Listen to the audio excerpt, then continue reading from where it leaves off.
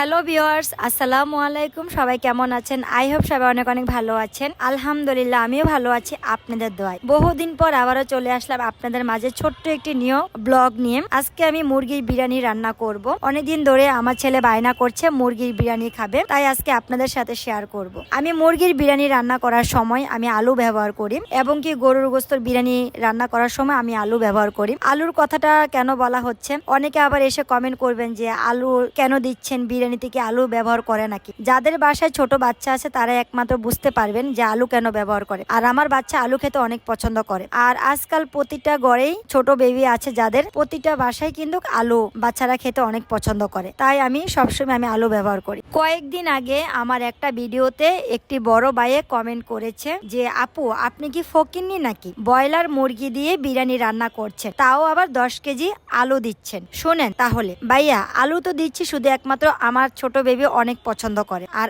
আজকাল আলু তো ছোট বড় সবারই পছন্দ, তো আলু তো প্রতিটা তরকারির সাথে মানায়, আলু তো খারাপ জিনিস না। এখন ভাইয়াটা যে আমাকে এভাবে কথাটা বলেছে, আপনারাই বলেন, উনি আমাকে ছোট করে কথাটা বলেছে। আর ব্রয়লার মুরগি, বাচ্চারা সব সময় ব্রয়লার মুরগি নরম জিনিস বাচ্চাদের জন্য অনেক ভালো, কারণ গরুর গোস্তর বিরিয়ানি বাচ্চাদের শরীর কষা হয়ে যায়। আর আমার বাচ্চারা গরুর বিরিয়ানি খায় না, খুব কম খায়। আর বাচ্চাদের জন্য মুরগির বিরিয়ানি একদম পারফেক্ট। তাই আমি আমার বাচ্চাদের জন্য প্রায় সময় আমার বাসায় মুরগি দিয়ে বিরিয়ানি রান্না করার সময় আমি আলু ব্যবহার করি। আর আমি নিজেও আলু অনেক পছন্দ করি। আর আলু তো ছোট বড় সবারই অনেক পছন্দ। আপনারা কারা কারা পছন্দ করেন অবশ্যই জানাবেন। আর ভাইয়াটা আমাকে যে কমেন্টটা করেছে, আমি খুব কষ্ট পেয়েছি কমেন্টটা, এই জন্য আমি রিপ্লাইটা দিলাম আপনাদের উদ্দেশ্যে। আচ্ছা, এখন আমি আরেকটা কথা শেয়ার করি। কয়েকদিন আগে আমি চুল রিবন্ডিং করতে পার্লারে গিয়েছিলাম, তো ওখানে আমি আমার কান ফুটা করি। তো কান ফুটা করার পরে আমি আমার কানের দুল কিনতে আমি একটা মার্কেটে গিয়েছিলাম স্বর্ণ কেনার জন্য। অনেকে আবার আমার এই ভিডিওতে অনেক ধরনের ব্যাড কমেন্টস করেছেন যে আপনি দেখতে গিয়েছেন, আপনি কিনতে যাননি।